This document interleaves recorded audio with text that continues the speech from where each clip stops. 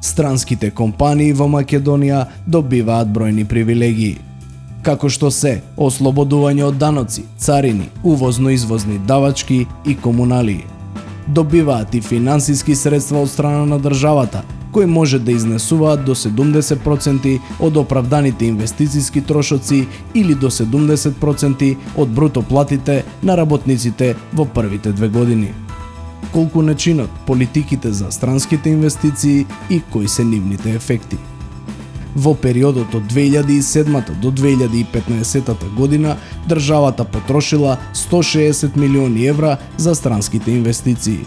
Трошоците имале постојан раст од 6 милиони евра во 2007 година, во 2015 година достигнале 28 милиони евра.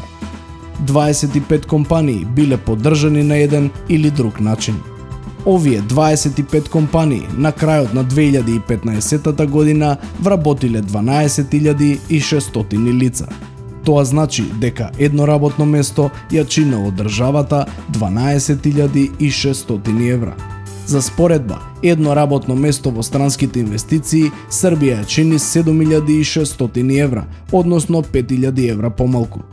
Просечната плата во овие 25 компании во 2015 година изнесувала 261 евро. Тоа е околу 100 евра помалку од просечната плата во Македонија.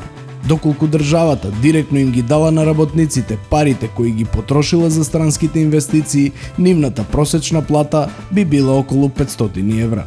За целиот анализиран период, овие фирми исплатиле вкупно 92 милиони евра за плати. Во истиот период, фирмите остварале профити од 235 милиони евра, односно 2,5 пати повеќе од платите на работниците.